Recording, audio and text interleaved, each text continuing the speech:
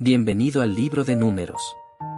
Aquí comienza el relato de un pueblo llamado por Dios, contado uno por uno, guiado paso a paso y probado a lo largo del desierto. Un libro donde aprendemos que no basta con salir de la esclavitud, es necesario aprender a confiar, obedecer y caminar bajo la dirección de Dios. En Números veremos censos, marchas, caídas y restauraciones. Veremos cómo una generación duda y se queda atrás, mientras otra se levanta para heredar la promesa. Cada paso, cada prueba y cada corrección nos recuerda que Dios no abandona a su pueblo, aun cuando el camino se vuelve largo. Escucha con atención este libro, porque el desierto no es el final, sino el proceso que prepara el cumplimiento de la promesa. Números, capítulo 1. El Señor habló con Moisés en el desierto del Sinaí, dentro del tabernáculo, el primer día del segundo mes del segundo año después de que el pueblo de Israel salió de Egipto. Dios le dijo que hiciera un censo de toda la comunidad de Israel, registrando a cada hombre según su familia y su linaje, anotando el nombre de cada uno. Debían contarse todos los hombres de 20 años en adelante que estuvieran en condiciones de salir a la guerra. Moisés y Aarón serían los encargados de realizar este conteo, y junto a ellos estaría un jefe de cada tribu, un líder reconocido por su pueblo. Se nombraron entonces los jefes de las tribus, de Rubén, de Simeón, de Judá, de Isaacar, de Zabulón, de Efraín, de Manasés, de Benjamín, de Dan, de Aser, de Gad y de Neftalí. Cada uno representaba a su tribu y tenía autoridad sobre miles de personas. Moisés y Aarón reunieron a toda la comunidad el primer día del mes. Cada familia fue registrada según su tribu y su linaje, contando a todos los hombres mayores de 20 años. El resultado del censo fue el siguiente. La tribu de Rubén contó con 46.500 hombres. La tribu de Simeón, 59.300. Judá, 74.600. Isaacar, 54.400. Zabulón, 57.400.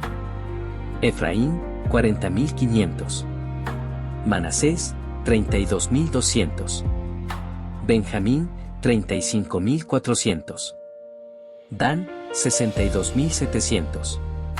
Aser, 41.500. Gad, 45.650. Neftalí, 53.400.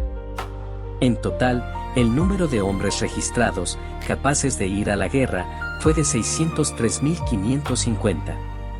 Sin embargo, la tribu de Leví no fue incluida en este censo, porque el Señor había ordenado que ellos se encargaran del tabernáculo del pacto, de todos sus utensilios y de su cuidado.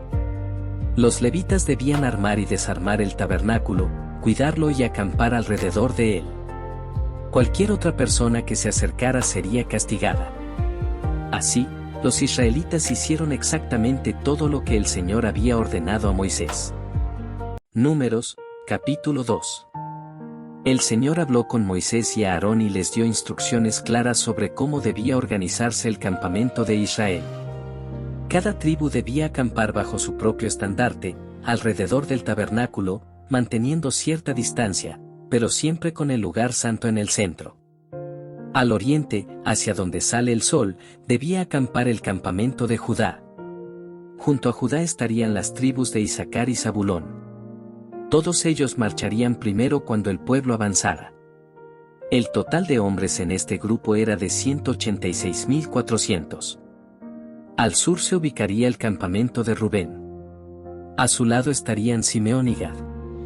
Este grupo marcharía en segundo lugar, con un total de 151.450 hombres. En el centro del campamento estaría el tabernáculo, junto con los levitas, rodeado por todas las tribus. Cuando el pueblo se desplazara, el tabernáculo avanzaría en medio, manteniendo el mismo orden del campamento. Al occidente acamparía el campamento de Efraín, acompañado por Manasés y Benjamín. Ellos marcharían en tercer lugar, sumando 108.100 hombres.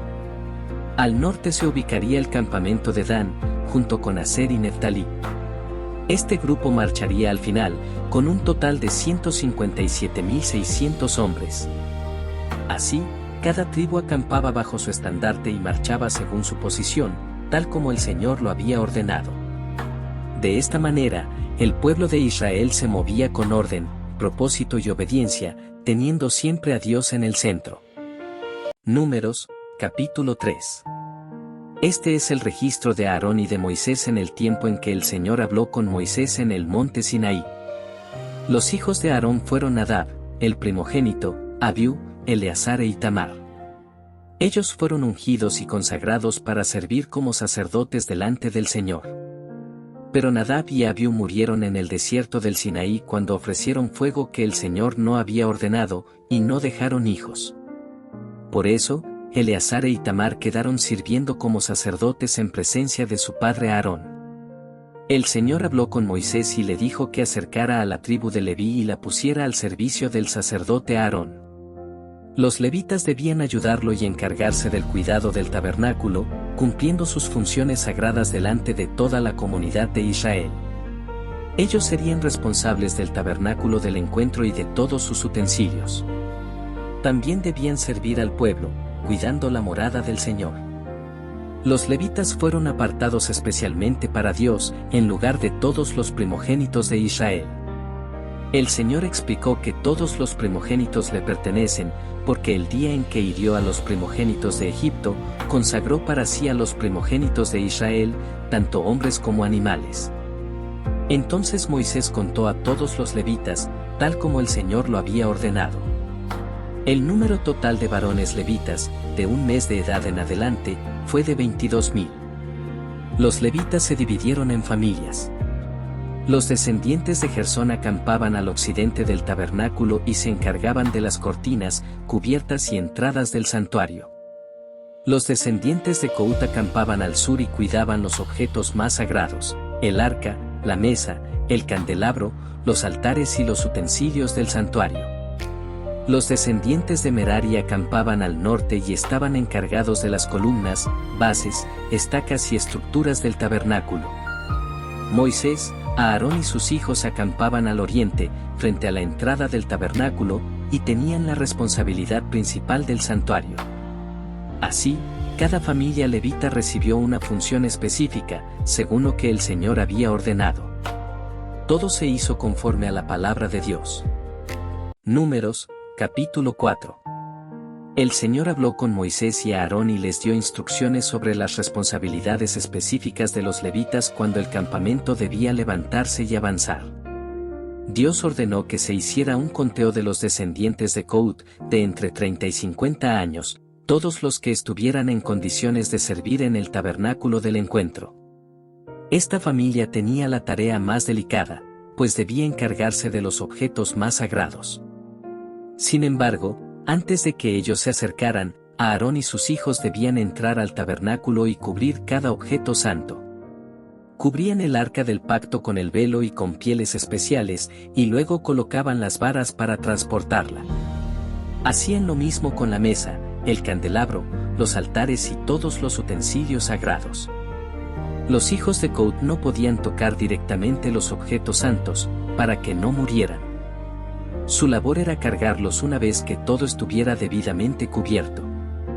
Eleazar, hijo del sacerdote Aarón, estaba encargado del aceite, el incienso, la ofrenda continua y el cuidado general del santuario. Luego el Señor habló acerca de los descendientes de Gersón. Ellos también fueron contados entre los 30 y 50 años. Su responsabilidad era transportar las cortinas del tabernáculo, las cubiertas, las entradas y las cuerdas. Todo lo hacían bajo la supervisión de Itamar, hijo de Aarón. Después, Dios dio instrucciones sobre los descendientes de Merari. Ellos se encargaban de las estructuras más pesadas, las columnas, bases, travesaños, estacas y todos los elementos necesarios para sostener el tabernáculo. También trabajaban bajo la dirección de Itamar. Moisés, Aarón y los jefes del pueblo contaron a los levitas según sus familias y responsabilidades, tal como el Señor lo había ordenado. Cada uno recibió una tarea específica. Nadie hacía más ni menos de lo que Dios había asignado. Así, el servicio del tabernáculo se realizaba con respeto, orden y obediencia, cuidando lo sagrado conforme a la voluntad del Señor. Números, capítulo 5. El Señor habló con Moisés y le dio instrucciones para mantener el campamento limpio y santo. Dios ordenó que toda persona con enfermedades contagiosas, con flujos corporales o que hubiera tenido contacto con un muerto fuera puesta fuera del campamento, para no contaminar el lugar donde él habitaba en medio de su pueblo. Los israelitas obedecieron y sacaron del campamento a quienes se encontraban en esas condiciones, tal como el Señor lo había ordenado. Luego el Señor dijo a Moisés que, cuando una persona pecara contra otra y con eso ofendiera al Señor, debía confesar su falta, devolver completamente lo que había tomado injustamente y añadir una quinta parte como compensación. Si no había un familiar cercano a quien devolver la restitución, ésta debía entregarse al sacerdote, junto con el sacrificio correspondiente. Además, todas las ofrendas sagradas que el pueblo entregaba pertenecían al sacerdote. Cada uno recibía lo que se le ofrecía conforme a la ley de Dios. El Señor también dio instrucciones sobre un caso especial relacionado con los celos dentro del matrimonio. Si un hombre sospechaba que su esposa le había sido infiel, aunque no hubiera pruebas, debía llevarla ante el sacerdote. Allí se realizaba un ritual solemne delante del Señor para que Dios mismo revelara la verdad. El sacerdote tomaba agua santa en una vasija de barro, añadía polvo del suelo del tabernáculo y pronunciaba palabras solemnes. La mujer debía presentarse ante Dios, aceptando el juicio divino. Si era culpable, la consecuencia se manifestaría; si era inocente, no sufriría daño alguno y sería libre de toda acusación.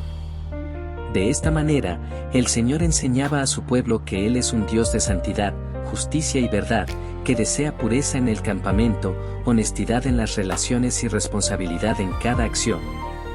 Números, capítulo 6. El Señor habló con Moisés y le dio instrucciones acerca del voto especial de consagración conocido como el voto nazareo. Este voto podía ser hecho tanto por hombres como por mujeres que decidieran apartarse de manera especial para el Señor por un tiempo determinado. La persona que hacía este voto debía abstenerse de beber vino, bebidas fermentadas y cualquier producto derivado de la uva, incluso uvas frescas o secas. Tampoco debía cortarse el cabello durante todo el tiempo de su consagración, porque su cabellera sería señal visible de que estaba dedicado a Dios. Durante el periodo del voto, el nazareo no debía acercarse a ningún muerto, ni siquiera si se trataba de un familiar cercano. Esto era para mantener su pureza delante del Señor. Si alguien moría repentinamente cerca del nazareo y éste se contaminaba sin intención, debía purificarse, afeitarse la cabeza y volver a comenzar el tiempo de su consagración, porque los días anteriores no serían contados. Cuando el tiempo del voto llegaba a su fin, el nazareo debía presentarse ante el tabernáculo y ofrecer sacrificios al Señor. El sacerdote realizaba el ritual correspondiente y el nazareo se cortaba el cabello, quemándolo como parte de la ofrenda. Después de esto, quedaba libre del voto y podía volver a su vida normal. Finalmente, el Señor dio a Moisés una bendición especial para que Aarón y sus hijos la pronunciaran sobre el pueblo de Israel. Esta bendición decía que el Señor los bendijera y los guardara, que hiciera resplandecer su rostro sobre ellos y tuviera misericordia, que levantara su rostro y les concediera paz. Así, el nombre del Señor sería puesto sobre el pueblo, y Dios mismo los bendeciría. Números, capítulo 7. El día en que Moisés terminó de levantar el tabernáculo, lo ungió y lo consagró junto con todos sus utensilios y el altar con todo lo que le pertenecía. Los jefes de las tribus de Israel, líderes de cada familia y responsables del censo, se presentaron delante del Señor con sus ofrendas. Ellos llevaron carros cubiertos y bueyes como ofrenda voluntaria. Cada 2 jefes entregaron un carro y cada uno presentó un buey. El Señor ordenó a Moisés que aceptara estas ofrendas y las repartiera entre los levitas, según el servicio que cada familia realizaba. Moisés dio 2 carros y 4 bueyes a los descendientes de Gersón, conforme a su trabajo. A los descendientes de Merari les dio 4 carros y 8 bueyes, porque su labor era más pesada. Pero a los descendientes de Coat no les dio carros ni bueyes, ya que ellos debían cargar sobre sus hombros los objetos más sagrados. Luego, los jefes de las tribus comenzaron a presentar sus ofrendas para la dedicación del altar. Cada día, un jefe traía exactamente la misma ofrenda, una bandeja de plata, un tazón de plata y una cuchara de oro llenos de harina, aceite e incienso, además de animales para el sacrificio. Aunque las ofrendas eran iguales, cada jefe las presentó en su día asignado, mostrando obediencia, honra y unidad delante del Señor. Día tras día, el altar fue consagrado con gratitud y reverencia.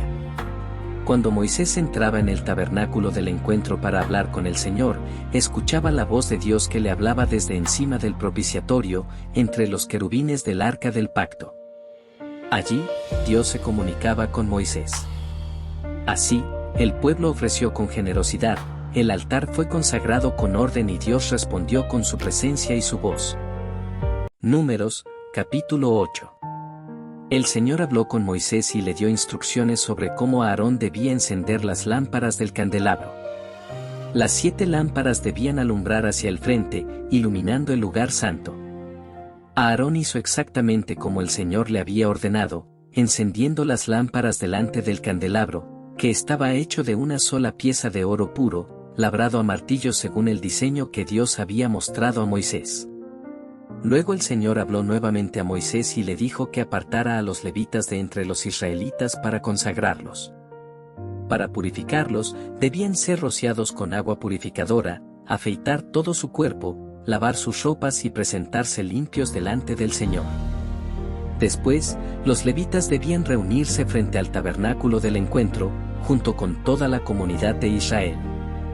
Los israelitas imponían sus manos sobre los levitas, y Aarón los presentaba delante del Señor como una ofrenda especial, apartándolos para el servicio sagrado. Los levitas imponían sus manos sobre los animales del sacrificio, y estos eran ofrecidos para hacer expiación por ellos. Así quedaban consagrados para servir en el tabernáculo. De esta manera, los levitas fueron separados de entre los israelitas para pertenecer completamente al Señor. Dios declaró que los levitas tomarían el lugar de los primogénitos de Israel, que también le pertenecían desde el día en que él había salvado a los primogénitos en Egipto. Una vez purificados y presentados, los levitas comenzaron su servicio en el tabernáculo bajo la supervisión de Aarón y sus hijos, tal como el Señor había ordenado a Moisés. El Señor también estableció que los levitas servirían desde los 25 años hasta los 50. Después de esa edad, dejarían el trabajo pesado, pero seguirían ayudando a sus hermanos en el cuidado del tabernáculo. Así, todo se hizo conforme a la palabra del Señor, con orden, pureza y obediencia. Números, capítulo 9. El Señor habló con Moisés en el desierto del Sinaí, en el primer mes del segundo año después de que el pueblo de Israel salió de Egipto. Dios le dijo que los israelitas debían celebrar la Pascua en el tiempo establecido, conforme a todas las instrucciones que él había dado. Moisés transmitió este mandato al pueblo, y los israelitas celebraron la Pascua en el desierto del Sinaí, al atardecer del día señalado, haciendo todo tal como el Señor lo había ordenado. Sin embargo, algunos hombres no pudieron celebrar la Pascua en esa fecha porque estaban ritualmente impuros por haber tenido contacto con un muerto. Ellos se acercaron a Moisés y a Aarón y preguntaron por qué debían quedar excluidos de presentar la ofrenda del Señor junto con el resto del pueblo. Moisés llevó esta situación delante del Señor, y Dios respondió con misericordia. El Señor estableció que cualquier persona que estuviera impura o de viaje lejos podía celebrar la Pascua un mes después, en el mismo día del segundo mes, cumpliendo las mismas normas. Así, nadie quedaría excluido por causa de circunstancias ajenas a su voluntad. Dios también advirtió que quien, estando limpio y presente, se negara a celebrar la Pascua, sería responsable de su falta, porque había despreciado el mandato del Señor. El Señor declaró que esta ley debía aplicarse tanto a los israelitas como a los extranjeros que vivieran entre ellos. Para todos habría una misma norma. Luego el texto relata cómo, el día en que el tabernáculo fue levantado, una nube lo cubrió. Desde la tarde hasta la mañana, la nube tenía apariencia de fuego. Siempre que la nube se levantaba del tabernáculo, el pueblo avanzaba; cuando la nube se detenía, el pueblo acampaba. A veces la nube permanecía solo un día, otras veces se quedaba varios días, meses o incluso un año. Israel no se movía hasta que la nube se levantaba, ni se detenía hasta que la nube descendía. Así, el pueblo de Israel marchaba o acampaba siguiendo la orden del Señor. Vivían guiados por su presencia, atentos a su señal, confiando en que Dios dirigía cada paso de su camino. Números, capítulo 10. El Señor habló con Moisés y le ordenó que hiciera 2 trompetas de plata, labradas a martillo. Estas trompetas servirían para convocar a la comunidad y para dar la señal de avanzar durante el camino. Cuando se tocaban ambas trompetas, todo el pueblo debía reunirse a la entrada del tabernáculo. Si se tocaba solo una, los jefes y líderes del pueblo debían presentarse. Un toque especial indicaba que los campamentos debían ponerse en marcha, siguiendo el orden que Dios había establecido. Las trompetas también se usaban en tiempos de guerra, para que el Señor recordara a su pueblo y los librara de sus enemigos. Asimismo, debían sonar en los días de alegría, en las fiestas solemnes y al presentar los sacrificios, como recordatorio de que Dios estaba en medio de ellos. El día en que Israel partió del desierto del Sinaí, la nube se levantó del tabernáculo. Entonces el pueblo comenzó su marcha, siguiendo la señal del Señor.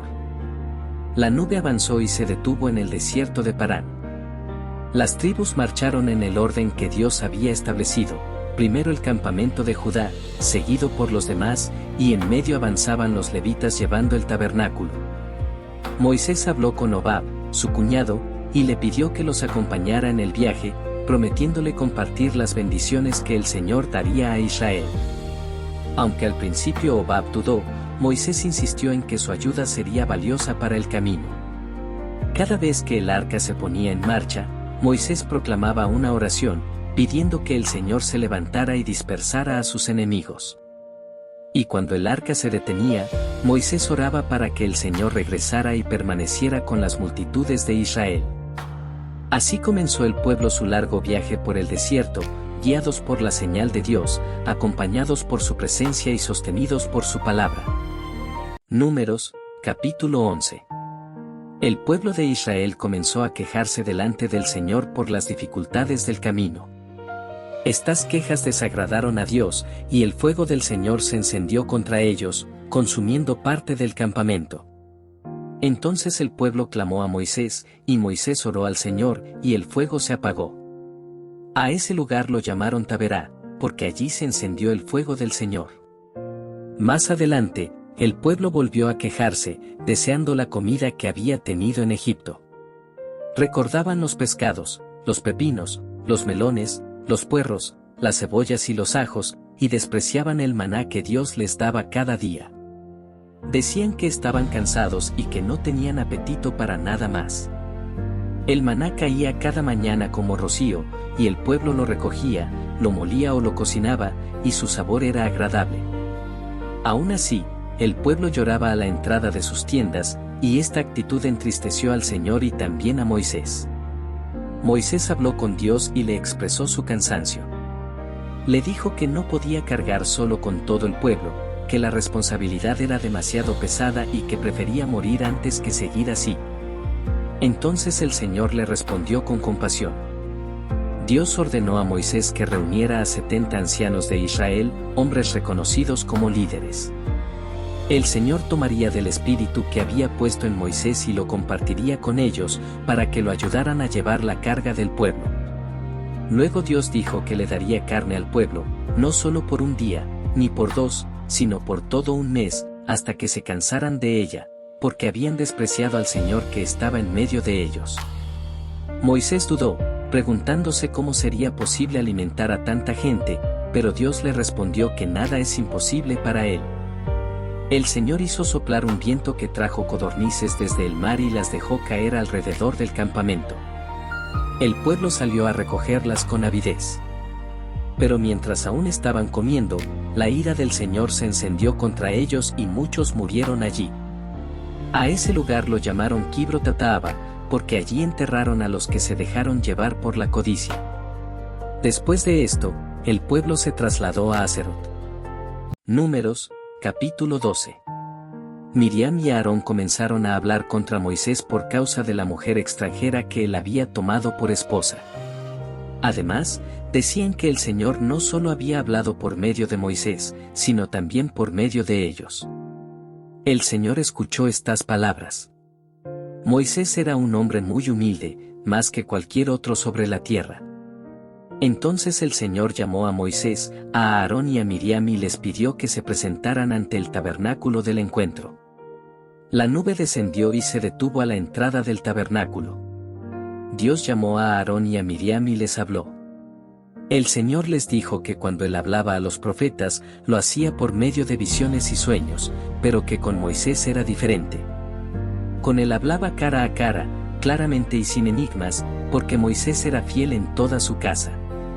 Por eso, les preguntó por qué no habían tenido temor de hablar contra su siervo Moisés. La ira del Señor se encendió contra ellos y la nube se apartó del tabernáculo. En ese momento, Miriam quedó cubierta de lepra, blanca como la nieve. Aarón miró a su hermana y vio lo que había ocurrido. Aarón se dirigió a Moisés y le pidió perdón, reconociendo que habían pecado y que habían hablado con insensatez. Le rogó que no dejara a Miriam en ese estado. Moisés clamó al Señor y le pidió que sanara a su hermana. Entonces el Señor respondió que Miriam debía permanecer fuera del campamento durante 7 días, como señal de corrección, y después podría regresar. Así, Miriam fue apartada del campamento durante 7 días, y el pueblo no avanzó hasta que ella fue recibida nuevamente. Luego de esto, el pueblo partió y acampó en el desierto de Parán. Números, capítulo 13. El Señor habló con Moisés y le ordenó enviar hombres a explorar la tierra de Canaán, la tierra que él había prometido al pueblo de Israel. Debía enviarse un líder de cada tribu, hombres respetados y reconocidos. Moisés envió a 12 hombres desde el desierto de Parán, conforme a la orden del Señor. Entre ellos estaban Josué, de la tribu de Efraín, y Caleb, de la tribu de Judá. Los espías recorrieron la tierra de sur a norte. Observaron cómo era el país, si la tierra era fértil o estéril, si las ciudades eran fortificadas o abiertas, y cómo era el pueblo que la habitaba, si fuerte o débil, si numeroso o escaso. Cuando llegaron al valle de Escol, cortaron una rama con un racimo de uvas tan grande que tuvieron que cargarlo entre 2 hombres. También llevaron granadas e higos, como prueba de la riqueza de la tierra. Después de 40 días regresaron y se presentaron ante Moisés, Aarón y toda la comunidad. Mostraron los frutos y confirmaron que la tierra ciertamente fluía leche y miel. Sin embargo, 10 de los espías comenzaron a desanimar al pueblo. Dijeron que los habitantes eran fuertes, que las ciudades estaban fortificadas y que ellos se sentían como langostas frente a gigantes. Afirmaron que no podrían conquistar la tierra. Entonces Caleb hizo callar al pueblo y declaró que sí podían subir y tomar posesión de la tierra, porque Dios estaba con ellos. Pero los demás insistieron en que era imposible y difundieron un informe negativo que llenó de miedo a Israel. Así, el pueblo comenzó a dudar de la promesa de Dios, enfocándose más en los obstáculos que en el poder del Señor. Números, capítulo 14. Aquella noche, toda la comunidad de Israel comenzó a llorar y a quejarse contra Moisés y Aarón. Decían que habría sido mejor morir en Egipto o en el desierto, y se preguntaban por qué el Señor los había llevado a una tierra donde caerían por la espada y sus familias serían tomadas como botín. Incluso hablaron de nombrar un nuevo líder para regresar a Egipto. Moisés y Aarón se postraron rostro en tierra delante de toda la asamblea. Entonces Josué y Caleb, 2 de los espías que habían explorado la tierra, rasgaron sus vestidos en señal de dolor y hablaron al pueblo. Les dijeron que la tierra era muy buena y que, si el Señor se agradaba de ellos, los llevaría a esa tierra. Les pidieron que no se rebelaran ni tuvieran miedo, porque Dios estaba con ellos. Pero el pueblo respondió hablando de apedrearlos. En ese momento, la gloria del Señor apareció en el tabernáculo delante de todos.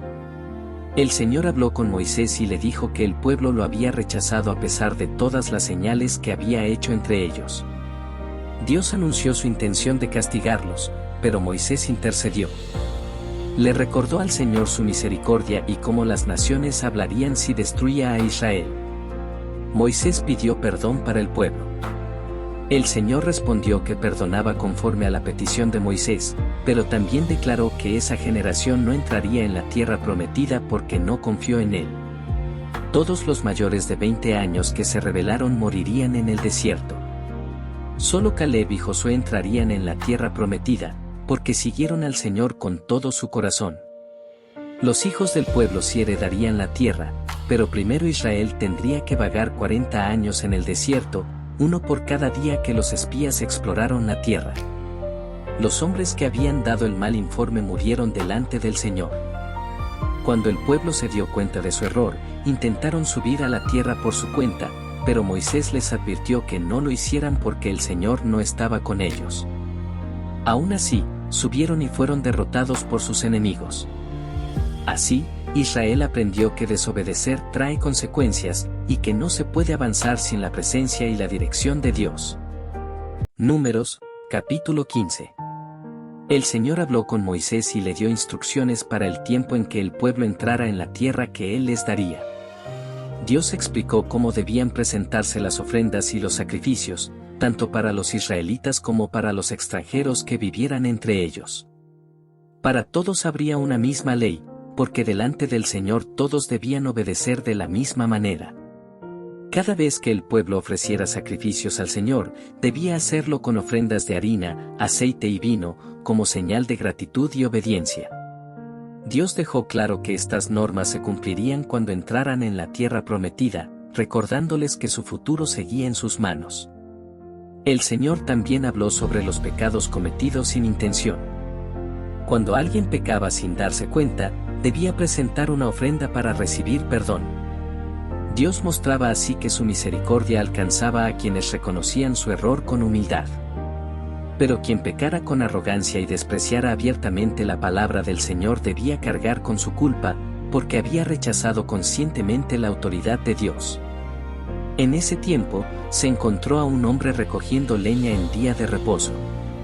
Fue llevado ante Moisés, a Aarón y toda la comunidad.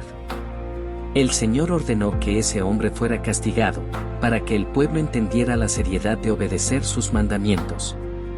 Luego el Señor dijo a Moisés que ordenara al pueblo hacer flecos en los bordes de sus vestiduras, con un cordón azul. Estos flecos servirían como recordatorio visible de los mandamientos del Señor, para que no siguieran los deseos de su corazón ni se apartaran de Dios. Así, el Señor les recordó que Él los había sacado de Egipto para ser su Dios, y que debían vivir en obediencia y santidad delante de Él. Números, capítulo 16. Coré, descendiente de Leví, junto con Datán y Abiram, de la tribu de Rubén, y otros 250 hombres reconocidos como líderes del pueblo, se levantaron contra Moisés y Aarón. Ellos cuestionaron su autoridad, diciendo que toda la comunidad era santa y que el Señor estaba con todos por igual, preguntando por qué Moisés y Aarón se exaltaban sobre el resto. Moisés escuchó estas palabras y se postró rostro en tierra. Luego habló con Coré y sus seguidores, diciendo que al día siguiente el Señor mostraría a quien había escogido. Les pidió que tomaran incensarios, pusieran fuego e incienso delante del Señor, y que así Dios revelara quién era santo y acepto delante de Él. Moisés también advirtió a Coré y a los levitas que no era poco el honor que Dios ya les había dado al permitirles servir en el tabernáculo. Les preguntó por qué ahora deseaban también el sacerdocio. Al mismo tiempo, Moisés llamó a Datán y a Abiram, pero ellos se negaron a presentarse y acusaron a Moisés de haberlos sacado de una tierra que fluía leche y miel para hacerlos morir en el desierto. Moisés se entristeció profundamente y pidió al Señor que no aceptara la ofrenda de esos hombres. Luego Dios habló a Moisés y a Aarón y les ordenó que se apartaran de aquella comunidad rebelde. Moisés advirtió al pueblo que se alejara de las tiendas de Coré, Datán y Abiram. Cuando el pueblo se apartó, la tierra se abrió y se tragó a Datán, a Abiram y a sus familias, junto con todo lo que les pertenecía. Ellos descendieron vivos al abismo, y la tierra se cerró sobre ellos. Al mismo tiempo, un fuego salió de la presencia del Señor y consumió a los 250 hombres que ofrecían incienso. Después, el Señor ordenó que los incensarios fueran recogidos y martillados para cubrir el altar, como recordatorio de que solo los escogidos por Dios podían acercarse a Él en ese servicio. Al día siguiente, el pueblo volvió a quejarse contra Moisés y Aarón, acusándolos de haber causado la muerte del pueblo del Señor. Entonces una plaga comenzó a extenderse. Moisés ordenó a Aarón que tomara un incensario y corriera en medio de la congregación para hacer expiación. Aarón se colocó entre los vivos y los muertos, y la plaga se detuvo. Aún así, murieron 14.700 personas, sin contar las que murieron por causa de Coré. Así, Dios confirmó que la autoridad no se toma, se recibe, y que la intercesión puede detener incluso el juicio. Números, capítulo 17. El Señor habló con Moisés y le dio una instrucción para poner fin a las discusiones sobre quién había sido escogido para el sacerdocio. Dios le dijo que tomara una vara de cada tribu de Israel, 12 en total, y que escribiera el nombre de cada jefe sobre su vara. En la vara de la tribu de Leví debía escribirse el nombre de Aarón. Moisés debía colocar todas las varas dentro del tabernáculo del encuentro, delante del arca del pacto, donde Dios se manifestaba. El Señor declaró que la vara del hombre que él escogiera florecería, y así cesarían las quejas y murmuraciones del pueblo. Moisés hizo exactamente lo que Dios le ordenó. Colocó las varas delante del Señor, en el lugar santo. Al día siguiente, Moisés entró al tabernáculo y vio que la vara de Aarón, de la tribu de Leví, había florecido. No solo había brotado, sino que había dado flores y almendras maduras. Las demás varas permanecían secas, sin ningún cambio. Moisés sacó todas las varas y las mostró al pueblo. Cada jefe reconoció su vara, y quedó claro que Dios había elegido a Aarón y a su familia para el sacerdocio. El Señor ordenó que la vara de Aarón fuera colocada delante del arca como señal permanente, para recordar al pueblo que no debía rebelarse contra la autoridad que Dios había establecido, y así evitar que murieran por su desobediencia. El pueblo de Israel quedó lleno de temor y dijo que todos morirían si se acercaban al tabernáculo. De esta manera, Dios confirmó claramente a quien había escogido y puso fin a la rebelión. Números, capítulo 18. El Señor habló con Aarón y le explicó la responsabilidad que él y su familia tenían en el servicio del santuario. Aarón y sus hijos serían responsables de cualquier falta cometida en relación con el sacerdocio, y los levitas los ayudarían en el cuidado del tabernáculo, pero solo los sacerdotes podían acercarse a los objetos sagrados. Dios dejó claro que los levitas habían sido entregados como un regalo a Aarón y a sus hijos para servir en el tabernáculo. Ellos cumplirían funciones específicas, pero no debían acercarse al altar ni a los utensilios santos, para que no murieran ni ellos ni los sacerdotes. El Señor afirmó que el sacerdocio era un servicio sagrado y que cualquier persona ajena que intentara acercarse sería castigada. Aarón y sus hijos debían vigilar el santuario y el altar para que no volviera a caer la ira de Dios sobre el pueblo. Luego el Señor explicó cuáles serían los derechos de los sacerdotes. Todas las ofrendas sagradas del pueblo, las ofrendas elevadas y las primicias les pertenecerían como provisión. De estas ofrendas podrían alimentarse ellos y sus familias, siempre con respeto y santidad. Dios también habló acerca del diezmo. El diezmo del pueblo sería entregado a los levitas como herencia por el servicio que prestaban en el tabernáculo. A su vez, los levitas debían entregar el diezmo del diezmo al Señor, que sería dado a los sacerdotes. El Señor declaró que los sacerdotes y los levitas no recibirían herencia de tierras entre las tribus de Israel. Su herencia sería el Señor mismo. Él sería su porción y su recompensa.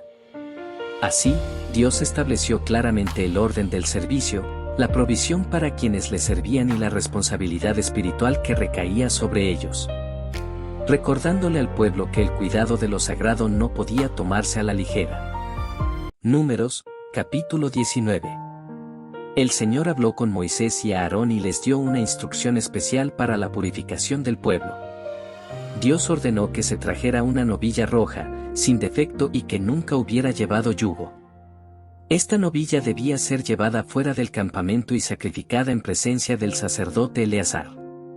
El sacerdote tomaba de la sangre y la rociaba 7 veces hacia el tabernáculo. Luego la novilla era quemada completamente, su piel, su carne, su sangre y sus excrementos. En medio del fuego se añadía madera de cedro, hisopo y lana escarlata. Las cenizas de la novilla se recogían y se guardaban en un lugar limpio, fuera del campamento.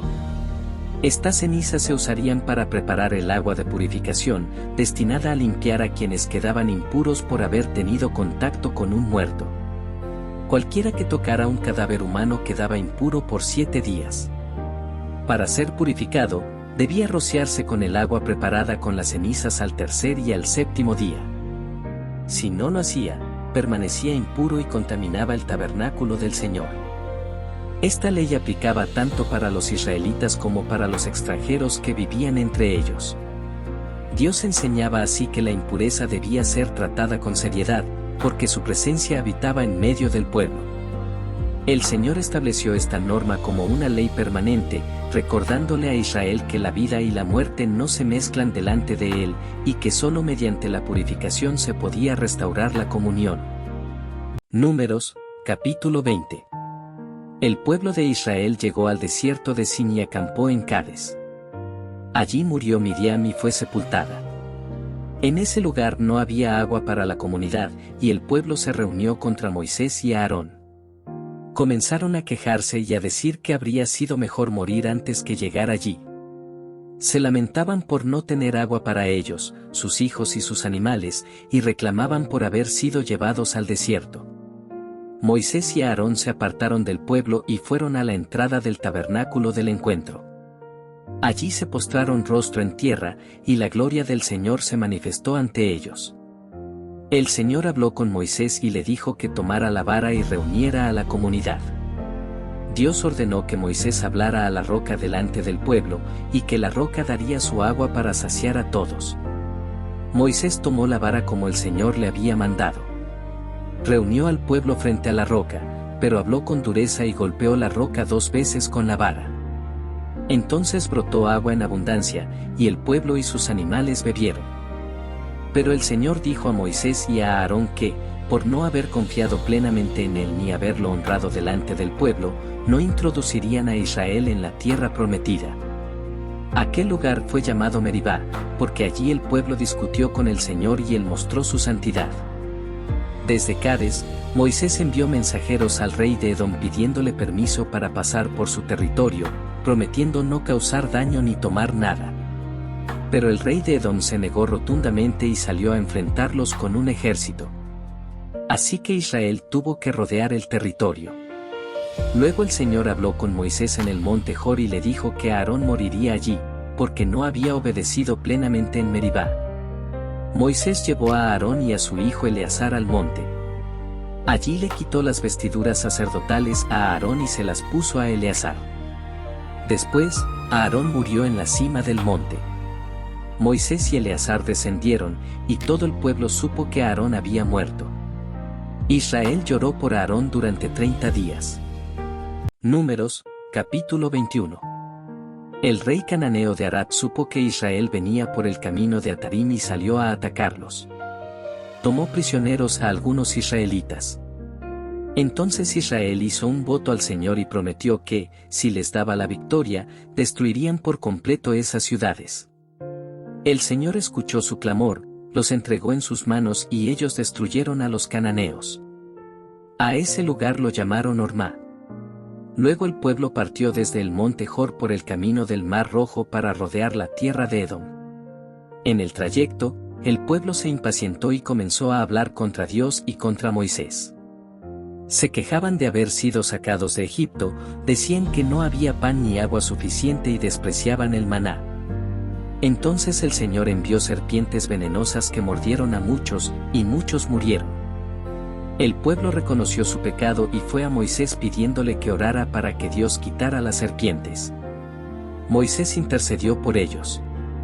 El Señor le dijo a Moisés que hiciera una serpiente de bronce y la colocara en un asta. todo el que fuera mordido y la mirara, viviría. Moisés hizo la serpiente de bronce, y cuando alguien era mordido y miraba a la serpiente, quedaba con vida. Después de esto, Israel siguió su camino y acampó en varios lugares del desierto. Llegaron al valle de Sered y luego al Arnón, que marcaba el límite entre Moab y los amorreos. Allí Israel entonó un cántico de gratitud por el pozo que el Señor les había dado, reconociendo que Dios proveía agua incluso en el desierto. Más adelante, Israel envió mensajeros a Sehón, rey de los amorreos, pidiéndole permiso para pasar pacíficamente por su territorio. Sehón no solo se negó, sino que salió a pelear contra Israel. El Señor entregó a Sehón y a su pueblo en manos de Israel, y ellos tomaron posesión de su tierra. Luego Israel enfrentó a Ag, rey de Basán. El Señor le dijo a Moisés que no tuviera miedo, porque también lo entregaría en sus manos. Israel derrotó a Ag y tomó su territorio. Así, el Señor fue dando victoria tras victoria a su pueblo, enseñándoles que cuando confían en Él, incluso el desierto se convierte en camino de conquista. Números, capítulo 22. Los israelitas avanzaron y acamparon en las llanuras de Moab, al otro lado del río Jordán, frente a Jericó. Balac, rey de Moab, vio todo lo que Israel había hecho a los amorreos y sintió un gran temor, porque el pueblo era numeroso y poderoso. Moab y Madián se llenaron de miedo. Balac pensó que Israel devoraría todo a su alrededor, como el buey devora la hierba del campo. Entonces Balac envió mensajeros a Balaam, hijo de Bie, un adivino famoso, para que viniera y maldijera al pueblo de Israel, creyendo que así podría derrotarlos. Los mensajeros llevaron regalos y hablaron con Balaam, pidiéndole que fuera a maldecir a Israel. Balaam les respondió que esperaran esa noche, porque consultaría al Señor. Dios habló con Balaam y le dijo claramente que no fuera con ellos ni maldijera a Israel, porque ese pueblo estaba bendecido. A la mañana siguiente, Balaam rechazó la invitación. Balac insistió y envió mensajeros más importantes, prometiéndole grandes honores y riquezas. Balaam volvió a consultar al Señor, y Dios le permitió ir, pero le advirtió que solo debía decir lo que él le ordenara. Balaam partió montado en su asna. Sin embargo, el Señor se enojó porque Balaam iba con una intención incorrecta. El ángel del Señor se puso en el camino para impedirle el paso. Balaam no lo vio, pero el asna sí. El animal se desvió del camino, se aplastó contra un muro y finalmente se detuvo. Balaam, enojado, golpeó al asna. Entonces el Señor hizo que el asna hablara y le preguntara por qué la golpeaba. Balaam respondió como si fuera algo normal, que el asna se había burlado de él. En ese momento, el Señor abrió los ojos de Balaam y pudo ver al ángel con la espada desenvainada. El ángel le explicó que había salido a cerrarle el paso porque su camino era perverso. Le dijo que, si el asna no se hubiera apartado, él habría muerto. Balaam se arrepintió y dijo que volvería atrás si era necesario. El ángel le permitió continuar, pero le recordó que solo debía decir las palabras que Dios pusiera en su boca. Cuando Balaam llegó, Balac salió a recibirlo con ansiedad. Balaam le aclaró que no tenía poder propio y que solo podría hablar lo que Dios le permitiera decir. Así comenzó uno de los relatos más sorprendentes del desierto, un hombre que quería maldecir, pero un Dios que había decidido bendecir. Números, capítulo 23.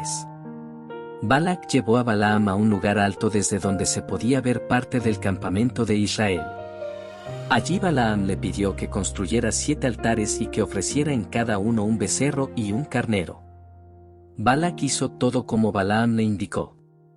Balaam se apartó para buscar la palabra del Señor. Dios habló con él y puso palabras en su boca, ordenándole que regresara y dijera exactamente lo que él le había revelado. Cuando Balaam volvió, pronunció su primer mensaje. En lugar de maldecir a Israel, proclamó bendición. Dijo que no podía maldecir a quien Dios no había maldecido, ni condenar a quien el Señor había bendecido.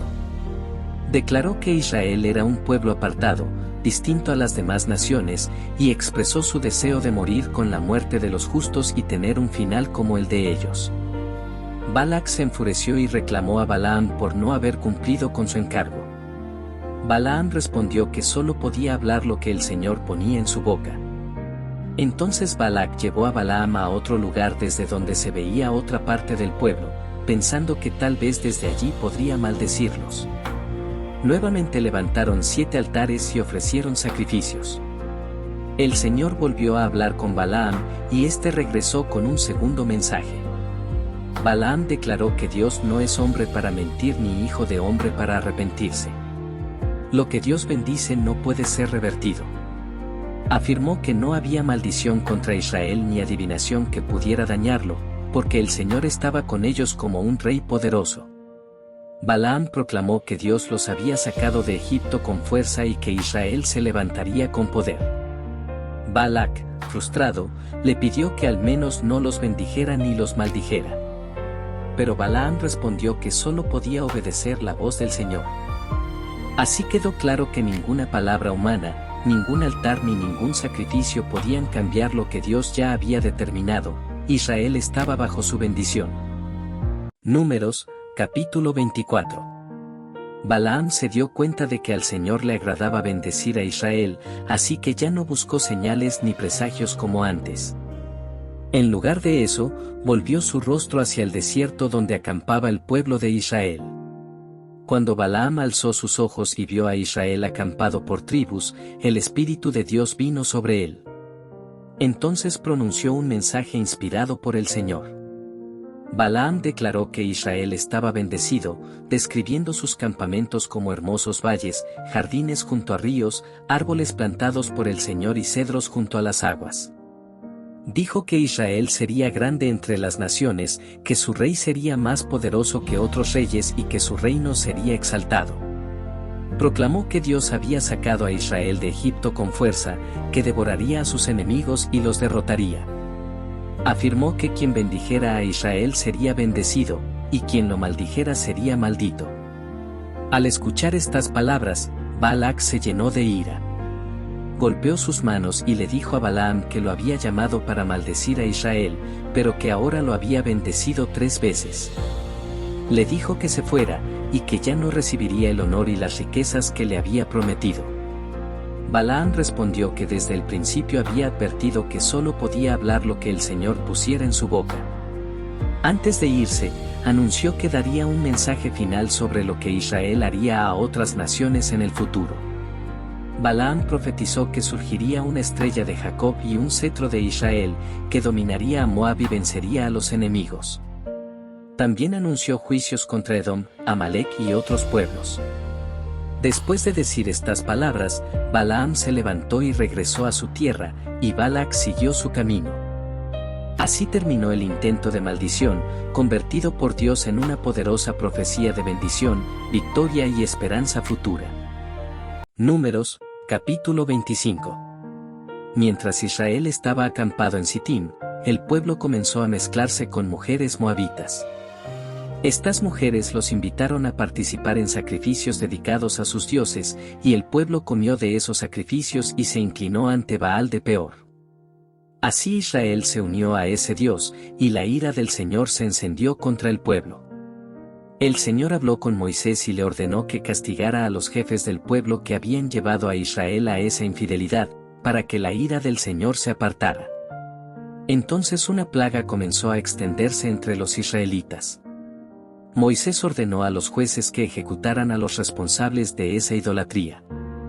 En medio de la asamblea, cuando el pueblo lloraba a la entrada del tabernáculo, un israelita llevó descaradamente a una mujer madianita a su tienda, delante de Moisés y de toda la congregación. Al ver esto, Faíns, hijo de Eleazar y nieto de Aarón el sacerdote, se levantó con celo. Tomó una lanza, entró tras el hombre y la mujer, y los atravesó a ambos. En ese momento, la plaga se detuvo. Sin embargo, ya habían muerto 24,000 personas a causa de la plaga. Entonces el Señor habló con Moisés y dijo que Faíns había apartado su ira de los israelitas, porque había actuado con el mismo celo que Dios siente por su santidad. Por eso, Dios estableció con Faíns un pacto de paz, prometiéndole a él y a su descendencia un sacerdocio perpetuo, porque defendió la santidad y hizo expiación por el pueblo. El hombre israelita que murió era Simri, de la tribu de Simeón, y la mujer madianita se llamaba Cosbi, hija de un jefe de Madián. El Señor también ordenó que Israel tratara a los madianitas como enemigos, porque habían engañado al pueblo llevándolo a la idolatría y al pecado. Así, Dios enseñó a Israel que la infidelidad espiritual trae consecuencias graves, pero que el celo por la santidad puede detener incluso el juicio. Números, capítulo 26. Después de la plaga, el Señor habló con Moisés y con Eleazar, hijo del sacerdote Aarón. Dios ordenó que se hiciera un nuevo censo de todo el pueblo de Israel, contando a todos los hombres de 20 años en adelante que estuvieran en edad de salir a la guerra. Moisés y Eleazar reunieron al pueblo en las llanuras de Moab, junto al río Jordán, frente a Jericó, y comenzaron a contar a las tribus, familia por familia. Se contaron los descendientes de Rubén, Simeón, Gad, Judá, Isaacar, Zabulón, Manasés, Efraín, Benjamín, Dan, Aser y Neftalí. En el recuento se recordaron algunos hechos importantes del pasado, como la rebelión de Coré y cómo Datán y Abiram perecieron por desafiar la autoridad que Dios había establecido. También se mencionó que los hijos de Coré no murieron, y que de ellos surgirían generaciones futuras. El total de los israelitas censados fue de 601.730 hombres. Este número era diferente al del primer censo, porque la generación que había salido de Egipto había muerto en el desierto, tal como el Señor lo había dicho, a causa de su incredulidad.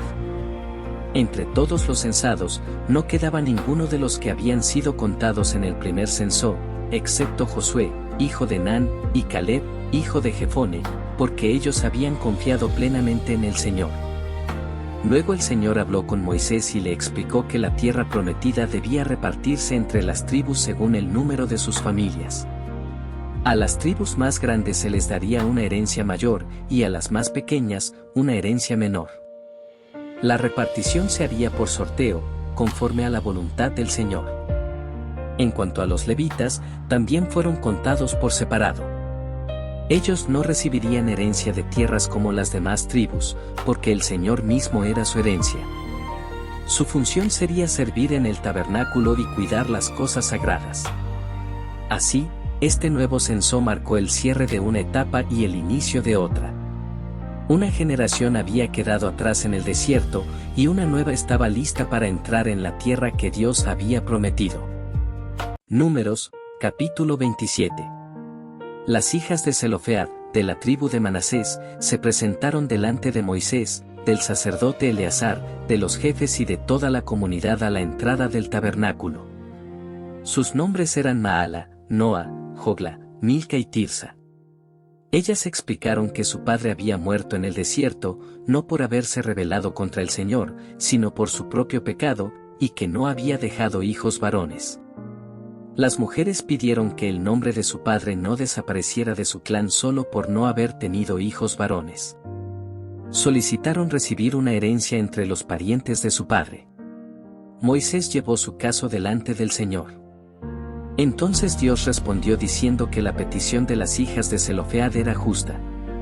Ordenó que se les diera una herencia entre los hermanos de su padre y estableció una ley para Israel: si un hombre moría sin hijos varones, su herencia debía pasar a sus hijas; si no tenía hijas, pasaría a sus hermanos. Y si no tenía hermanos, a los parientes más cercanos de su familia. Así, el Señor estableció una norma permanente para el pueblo, mostrando que su justicia también protege a quienes no tenían voz. Luego el Señor le dijo a Moisés que subiera al monte Abarim para ver la tierra que había prometido a Israel. Moisés vería la tierra, pero no entraría en ella, como consecuencia de haber desobedecido al Señor en Meribá. Moisés aceptó la decisión de Dios, pero pidió que el Señor nombrara a un líder que guiara al pueblo, para que Israel no quedara como oveja sin pastor. El Señor respondió diciendo que Josué, hijo de Nan, era el hombre indicado, porque tenía el Espíritu de Dios. Ordenó a Moisés que pusiera sus manos sobre Josué delante del sacerdote Eleazar y de toda la comunidad, y que le diera autoridad públicamente. Moisés hizo todo tal como el Señor le había ordenado. Así, Josué fue establecido como el nuevo líder que guiaría a Israel hacia la tierra prometida. Números, capítulo 28.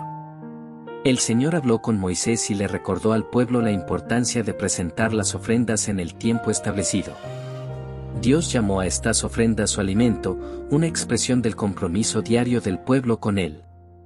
Cada día debían ofrecer 2 corderos sin defecto, uno por la mañana y otro al atardecer, como sacrificio continuo. Junto con cada cordero se presentaba una ofrenda de harina fina mezclada con aceite y una ofrenda de vino. Este sacrificio diario era una señal constante de adoración y obediencia.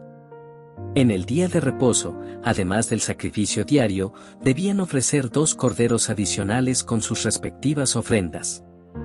El sábado no anulaba la adoración diaria, sino que la fortalecía. Al comienzo de cada mes, el pueblo debía presentar ofrendas especiales, 2 becerros, un carnero y 7 corderos, junto con sus ofrendas de harina y vino. También se ofrecía un macho cabrío como sacrificio por el pecado, además del sacrificio diario. El Señor también recordó las ofrendas que debían presentarse durante las fiestas solemnes. En la Pascua y durante la fiesta de los panes sin levadura, se ofrecían sacrificios especiales durante 7 días, como recordatorio de la liberación de Egipto.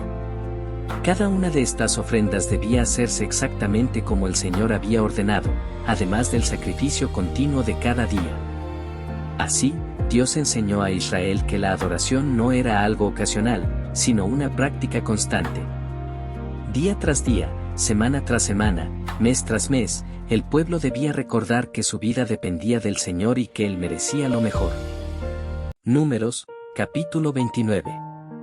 El Señor habló con Moisés y continuó dando instrucciones sobre las ofrendas que el pueblo debía presentar en las fiestas solemnes establecidas por Dios.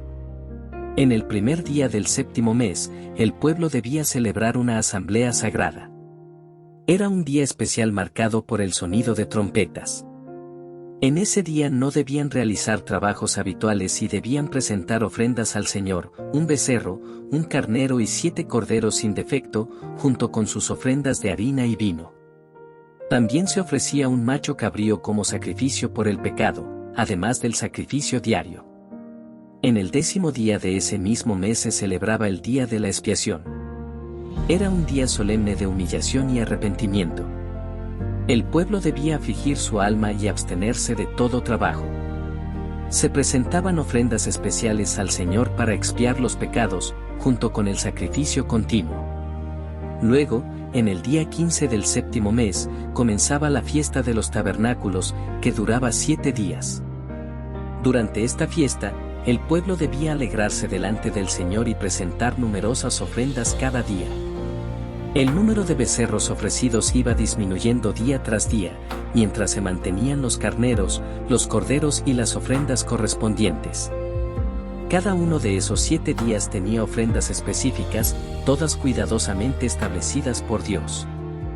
Además, el 8º día se celebraba una asamblea solemne, con sus propias ofrendas especiales, cerrando así el tiempo de fiesta y adoración. Todas estas ofrendas se presentaban además de los votos personales, las ofrendas voluntarias y el sacrificio diario continuo. Así, Dios enseñó al pueblo que la adoración debía abarcar tiempos de gozo, tiempos de arrepentimiento y tiempos de celebración. Cada etapa del año estaba marcada por un encuentro con Él, recordándoles que su vida giraba alrededor de la presencia del Señor. Números, capítulo 30. Moisés habló a los jefes de las tribus de Israel y les transmitió lo que el Señor había ordenado acerca de los votos y promesas hechas a Dios. Cuando una persona hacía un voto al Señor o se comprometía con una promesa solemne, no debía romper su palabra. Todo lo que saliera de su boca debía cumplirse fielmente. Si una mujer hacía un voto al Señor mientras vivía en la casa de su padre y su padre, al enterarse, guardaba silencio, el voto quedaba confirmado. Pero si su padre desaprobaba el voto el mismo día que lo escuchaba, ese voto quedaba anulado y el Señor la perdonaba. Si una mujer casada hacía un voto y su esposo lo escuchaba y guardaba silencio, el voto quedaba confirmado. Pero si su esposo lo anulaba el mismo día que lo oía, el voto quedaba sin efecto y el Señor la perdonaba. En el caso de una viuda o de una mujer divorciada, todo voto que hiciera quedaba firme, porque no estaba bajo la autoridad de un padre o esposo. Si el esposo o el padre no anulaban el voto de inmediato, pero lo hacían después, ellos cargaban con la responsabilidad de haber permitido primero el voto y luego revocarlo. Con estas normas, el Señor enseñó al pueblo la importancia de la palabra dada, del orden familiar y de la responsabilidad espiritual. Dios mostraba que las promesas hechas con la boca no debían tomarse a la ligera, y que la autoridad y la protección dentro del hogar también eran parte de su voluntad. Así, Israel aprendió que hablar delante de Dios implica compromiso, responsabilidad y respeto por el orden que Él ha establecido. Números, capítulo 31. El Señor habló con Moisés y le dijo que debía vengar al pueblo de Israel de los madianitas. Después de cumplir esta misión, Moisés partiría con su pueblo. Entonces Moisés habló a la comunidad y pidió que se prepararan hombres para la guerra, para ejecutar el juicio del Señor contra Madián. De cada tribu se escogieron 1000 hombres, en total 12,000. Faíns, hijo del sacerdote Eleazar, fue con ellos, llevando los objetos sagrados y las trompetas para la guerra. Israel atacó a Madián tal como el Señor lo había ordenado. Derrotaron a todos los hombres y dieron muerte a los 5 reyes de Madián. También mataron a Balaam, hijo de Bie, que había aconsejado al pueblo a pecar contra Dios. Los israelitas capturaron a las mujeres y a los niños, tomaron el ganado y se apoderaron de todas las riquezas. Luego incendiaron las ciudades y los campamentos de Madián. Después regresaron con el botín y los cautivos ante Moisés, Eleazar y toda la comunidad. Moisés se enojó cuando vio que habían dejado con vida a las mujeres, porque ellas habían sido las que llevaron a Israel a pecar en Baal Peor. Entonces ordenó que se ejecutara a todos los varones y a las mujeres que no eran vírgenes, dejando con vida solo a las jóvenes. Luego se ordenó un tiempo de purificación para los soldados y para el botín. Todo debía ser limpiado conforme a la ley del Señor antes de ser incorporado al campamento. El botín fue contado y repartido según la orden de Dios. Una parte fue entregada a los soldados, otra al resto del pueblo, y una porción especial fue ofrecida al Señor y a los sacerdotes como reconocimiento de su protección. Los jefes del ejército se presentaron ante Moisés y Eleazar y dijeron que ninguno de los soldados había muerto en la batalla. Como agradecimiento, ofrecieron voluntariamente al Señor objetos de oro, brazaletes, anillos y collares, como ofrenda para hacer expiación por sus vidas. Moisés y Eleazar recibieron la ofrenda y la guardaron en el tabernáculo como memorial delante del Señor. Así terminó la campaña contra Madián, mostrando que Dios cumple su justicia, protege a su pueblo y demanda obediencia completa. Números, capítulo 32. Las tribus de Rubén y Gad tenían una gran cantidad de ganado. Al ver que las tierras de Jazer y de Galaad eran buenas para el pastoreo, se acercaron a Moisés, al sacerdote Eleazar y a los jefes del pueblo para pedir que esas tierras les fueran dadas como herencia. Dijeron que preferían quedarse allí y no cruzar el Jordán. Moisés se molestó al escuchar esto y les preguntó si sus hermanos irían a la guerra mientras ellos se quedarían cómodamente. Les recordó cómo, en el pasado, el desánimo había provocado que Israel no entrara en la tierra prometida y cómo eso había traído la ira del Señor y 40 años en el desierto. Moisés les advirtió que, si actuaban así, volverían a hacer pecar al pueblo y atraerían juicio. Entonces los hombres de Rubén y Gad aclararon su intención. Dijeron que construirían corrales para su ganado y ciudades para sus familias, pero que ellos irían armados delante de Israel para pelear hasta que todos recibieran su herencia. Solo después regresarían a sus tierras. Moisés aceptó su propuesta con una condición clara: debían cumplir su palabra. Si iban a la guerra junto con Israel y ayudaban a conquistar la tierra, podrían quedarse con Galaad como herencia. Pero si no cumplían, su pecado los alcanzaría. Las tribus de Rubén y Gad aceptaron el acuerdo y prometieron obedecer. Más tarde, la media tribu de Manasés también recibió tierras en esa región. Así, Moisés les dio las tierras al oriente del Jordán, dejando establecido que la herencia no podía disfrutarse sin antes cumplir con la responsabilidad hacia los demás. Dios enseñó que el bienestar personal nunca debe ir por encima del compromiso con la comunidad. Números, capítulo 33. Moisés escribió, por mandato del Señor, el registro de todas las etapas del camino que los israelitas recorrieron desde que salieron de Egipto. Este recuento mostraba cada lugar donde acamparon durante su largo viaje por el desierto. Salieron de Ramsés y acamparon en Sucot. De allí pasaron por el desierto hasta llegar a Etam, junto al mar. Luego cruzaron el mar y caminaron 3 días sin encontrar agua, hasta que llegaron a Mara. Después acamparon en Elim, donde había fuentes de agua y palmeras, y desde allí continuaron su marcha. El pueblo siguió avanzando, acampando y levantándose una y otra vez, atravesando el desierto, montes, valles y llanuras. Cada parada marcaba una experiencia, provisión, prueba, corrección o cuidado de Dios. Finalmente, después de muchas jornadas, Israel llegó a las llanuras de Moab, junto al río Jordán, frente a Jericó. Allí acamparon, muy cerca ya de la tierra prometida. Entonces el Señor habló con Moisés en las llanuras de Moab y le dio instrucciones para el futuro. Dios ordenó que, cuando entraran en la tierra prometida, debían expulsar a los habitantes del lugar, destruir sus ídolos y derribar sus altares paganos. Si no lo hacían, esas naciones se convertirían en una trampa y causarían dolor y problemas constantes. El Señor les dijo que la tierra debía repartirse por sorteo entre las tribus, según el tamaño de cada una. A cada tribu se le asignaría una herencia, conforme a la voluntad de Dios.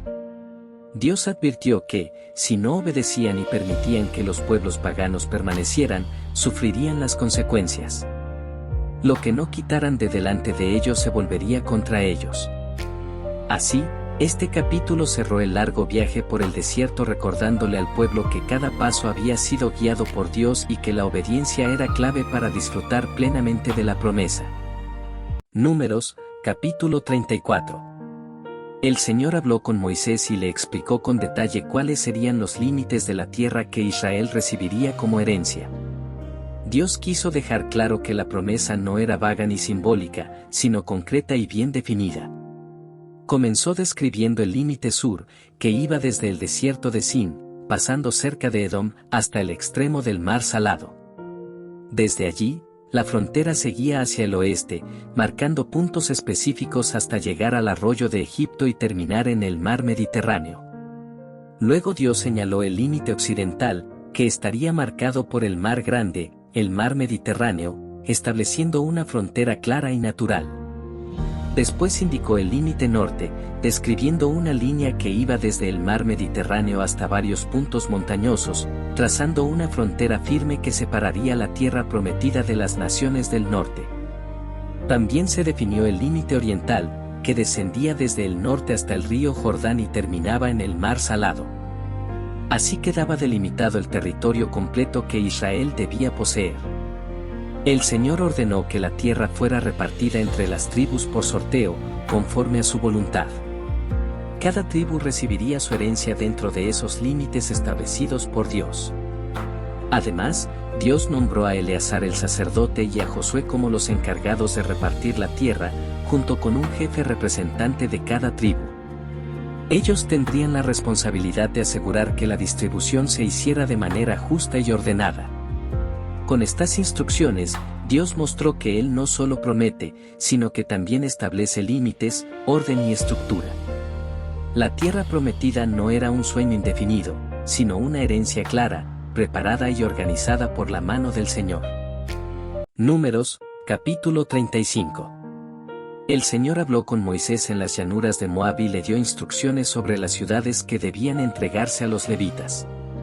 Como los levitas no recibirían una herencia de tierras como las demás tribus, el pueblo debía darles ciudades para vivir, junto con tierras alrededor para sus ganados y posesiones. En total, se asignaron 48 ciudades para los levitas, repartidas entre las tribus de Israel. Cada ciudad tenía campos alrededor para el sustento de quienes servían al Señor. Entre estas ciudades, 6 fueron designadas como ciudades de refugio.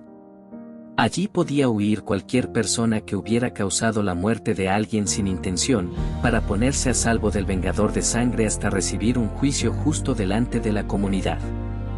El Señor explicó la diferencia entre el homicidio intencional y la muerte accidental.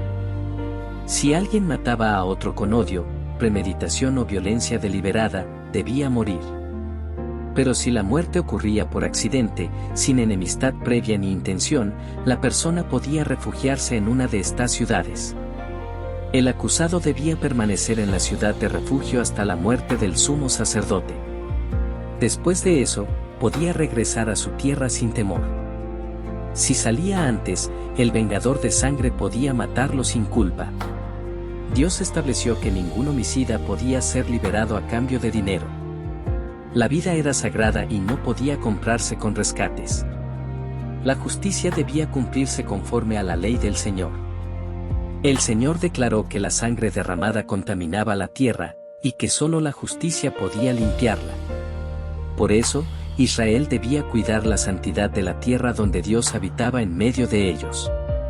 Así, Dios mostró que su justicia protege la vida, cuida al inocente y establece límites claros para preservar la paz y la santidad del pueblo. Números, capítulo 36. Los jefes de las familias de la tribu de Manasés se acercaron a Moisés y a los líderes de Israel con una preocupación. Recordaron el caso de las hijas de Zelofead, a quienes Dios había concedido herencia, y preguntaron qué pasaría si ellas se casaban con hombres de otra tribu. Temían que, con el tiempo, la herencia pasara a otra tribu y se perdiera el reparto que Dios había establecido. Moisés consultó al Señor y transmitió la respuesta al pueblo. Dios dijo que la petición era justa y estableció una norma clara: las hijas que heredaran tierras podían casarse con quien quisieran, pero debían hacerlo dentro de su propia tribu. De esa manera, cada tribu conservaría la herencia que Dios le había asignado. Esta ley no solo aplicaba a las hijas de Zelofead, sino a todas las mujeres que recibieran herencia en Israel. Así se aseguraba que la tierra permaneciera dentro de cada tribu, generación tras generación. Las hijas de Zelofead obedecieron la palabra del Señor y se casaron con hombres de la tribu de Manasés, dentro de su propio clan. De esta forma, la herencia de su padre permaneció en su familia. Con esta instrucción final, el Señor cerró las leyes dadas a Israel por medio de Moisés en las llanuras de Moab, junto al río Jordán, frente a Jericó. Así concluye el libro de Números, mostrando que Dios no solo guía el camino del pueblo, sino que también cuida los detalles para preservar la justicia, el orden y la herencia a lo largo del tiempo. Así concluye el libro de Números. Un libro que comenzó contando al pueblo de Dios y termina mostrando que cada vida, cada paso y cada decisión importan delante del Señor. A lo largo del desierto vimos obediencia y rebelión, fe y temor, caídas y segundas oportunidades. Una generación quedó atrás, pero otra fue levantada para heredar la promesa. Dios mostró que Él es fiel incluso cuando el camino es largo, que corrige cuando es necesario y que nunca abandona a quienes caminan bajo su dirección. El desierto no fue castigo sin propósito, fue formación. No fue el final, fue la preparación. Israel quedó a las puertas de la tierra prometida, listo para avanzar. Y hoy este libro nos recuerda que, aunque el proceso sea difícil, Dios siempre cumple lo que promete.